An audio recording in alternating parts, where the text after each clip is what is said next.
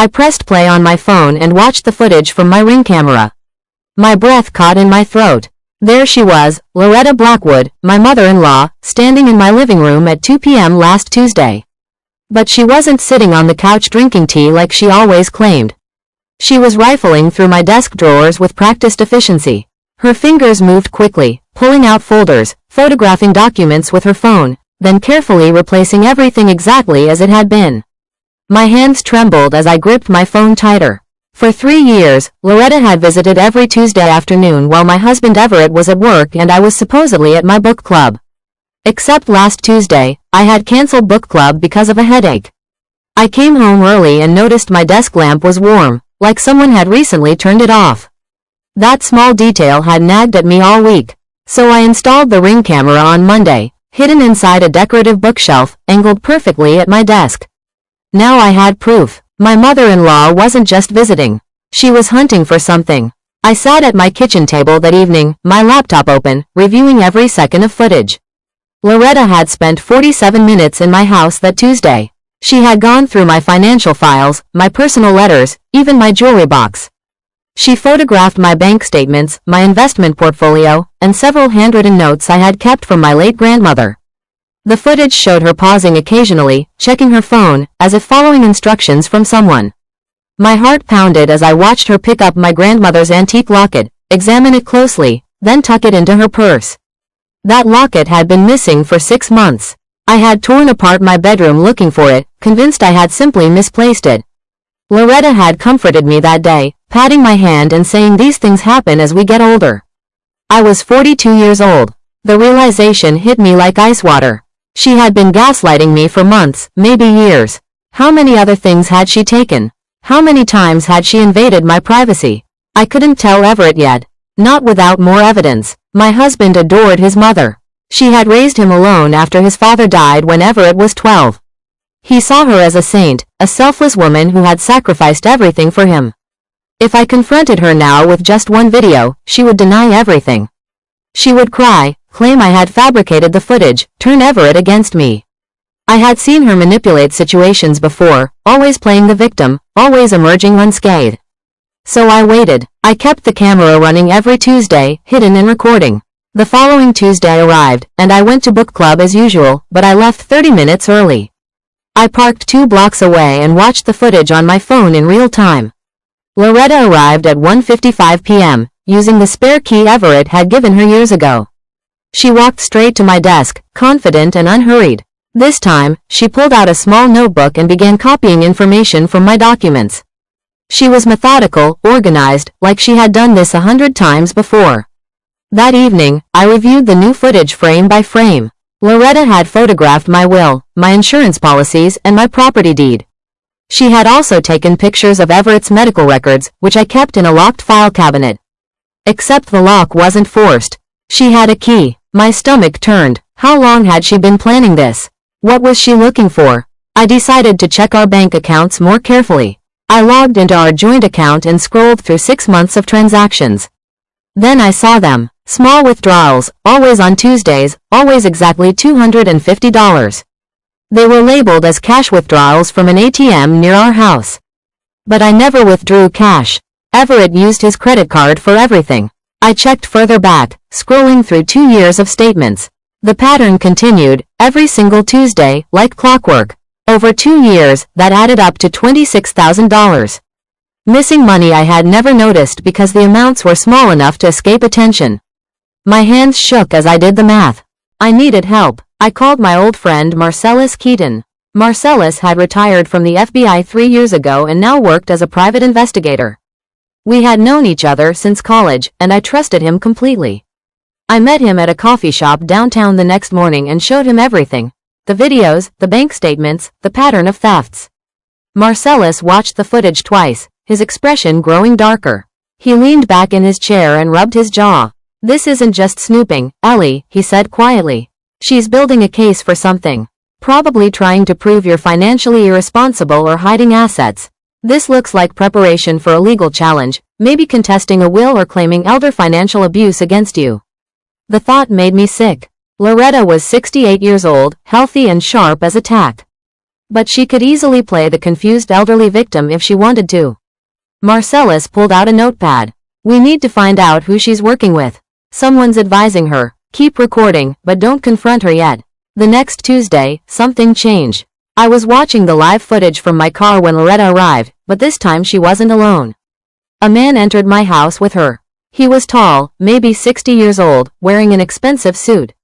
I didn't recognize him. They spoke quietly, too quietly for my camera's microphone to pick up clearly. But I saw him pointing at my desk, gesturing toward my filing cabinet. Loretta nodded, then handed him a folder she had pulled from my desk. He photographed every page, then handed it back. They worked together for 20 minutes, efficient and practiced. When they finished, they left together, and I watched them get into the same car, a silver Mercedes with tinted windows. My heart raced. Who was this man? I sent the video to Marcellus immediately. He called me back within an hour. The license plate belongs to a man named Vance Holloway, he said. He's a financial consultant, but he's been investigated twice for elder exploitation and insurance fraud. Nothing stuck, but the pattern is there. Ellie, this is serious. They're planning something big. I spent that night researching Vance Holloway. His website portrayed him as a reputable financial advisor specializing in estate planning and family wealth management. But when I dug deeper, I found complaints buried in legal forums. 3 families had accused him of manipulating elderly relatives into changing their wills or transferring assets. In each case, the charges were dropped due to lack of evidence. He was clever, always staying just within legal boundaries. The realization made my blood run cold. Loretta was working with a professional con artist. But why? What did she want? I reviewed the footage again, this time focusing on the documents they had photographed. One folder contained my grandmother's old letters, including one that mentioned a trust fund. My grandmother had died 10 years ago, leaving me a modest inheritance that I had invested wisely. It was now worth nearly $200,000. Suddenly, everything clicked into place. Loretta wasn't just stealing from me. She was building a case to claim that inheritance for herself or for Everett, cutting me out entirely. I needed more evidence. The next Tuesday, I installed a second camera in my bedroom and another in the kitchen. I also placed a small audio recorder inside my desk drawer, hidden beneath a stack of papers. When Loretta arrived that week, she followed her usual routine, but this time Vance stayed in the car. She worked quickly, photographing more documents, then made a phone call. The audio recorder picked up every word. She said she had almost everything they needed. She mentioned something about a certification of incompetence and a clause about mental capacity. My stomach twisted. They were going to try to have me declared mentally unfit to manage my own finances. That would give Everett control of my assets, and if something happened to Everett, Loretta would be next in line. It was a long game, carefully planned, and I had been completely blind to it. I saved the audio file and sent it to Marcellus. He called me immediately. This is criminal conspiracy, Ellie. We have enough to go to the police now. But I didn't want to go to the police yet.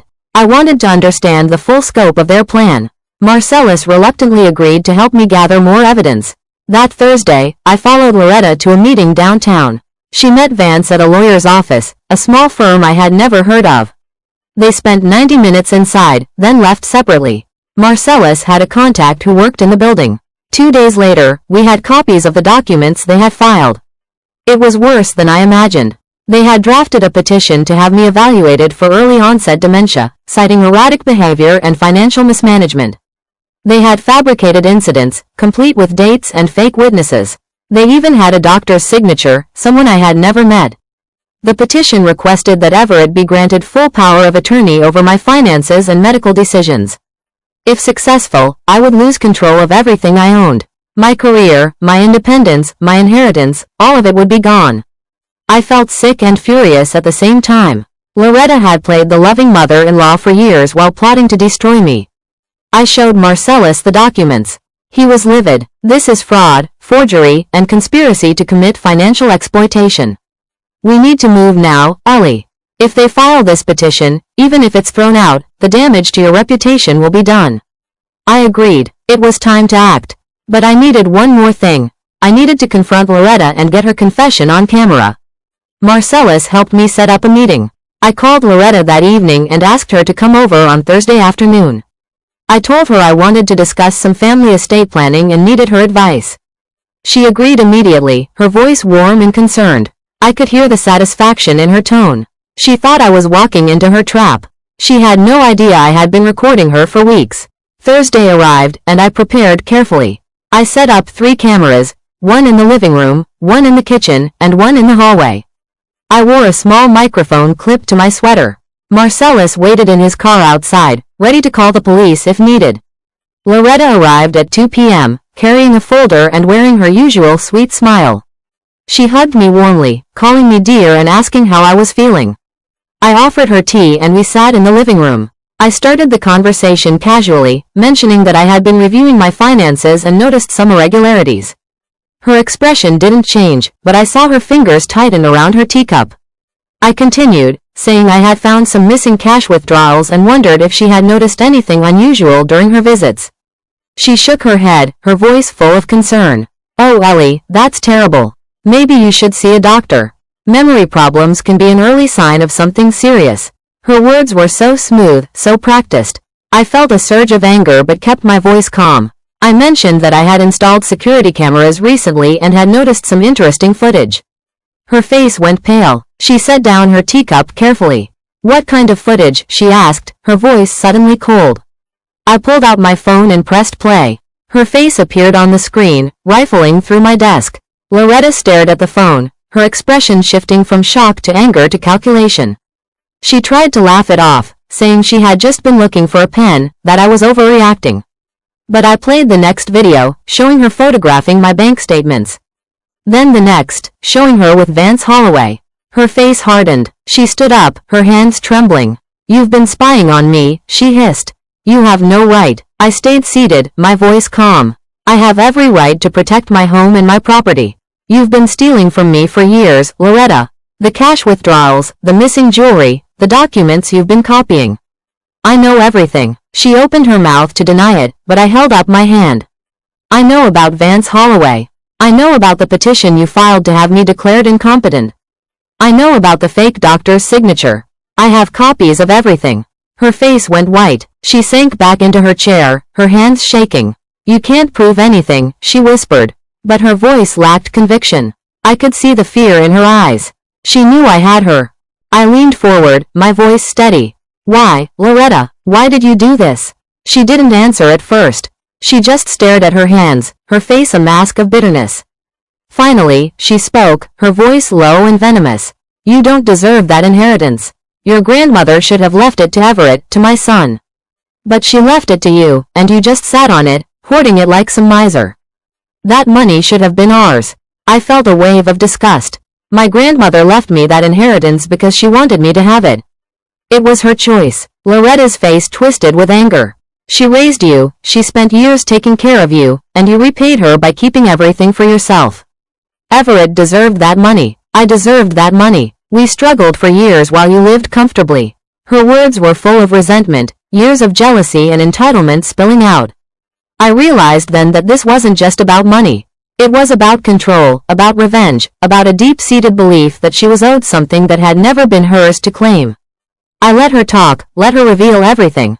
The cameras were recording every word. She admitted to taking the cash withdrawals, to stealing my grandmother's locket, to working with Vance Holloway to build a case against me. She admitted to forging documents, to bribing a doctor to sign the petition. She even admitted to planning to contest my grandmother's will once I was declared incompetent. It was all there, every detail, every crime. When she finished, she looked at me with defiance. "You can't do anything about it. Everett will never believe you. He'll side with me. He always has." I smiled, a cold, calculated smile. I pulled out a second phone and pressed play. Everett's face appeared on the screen. He was sitting in Marcellus's car outside, watching the live feed of our conversation. He had heard everything. Loretta's face went white. She stood up, stumbling toward the door, but Marcellus was already there, blocking her exit. "The police are on their way," he said quietly. "It's over, Loretta." She collapsed onto the couch, sobbing. But I felt no pity. Only relief. The police arrived 10 minutes later. I handed them copies of all the footage, the audio recordings, the bank statements, and the forged documents.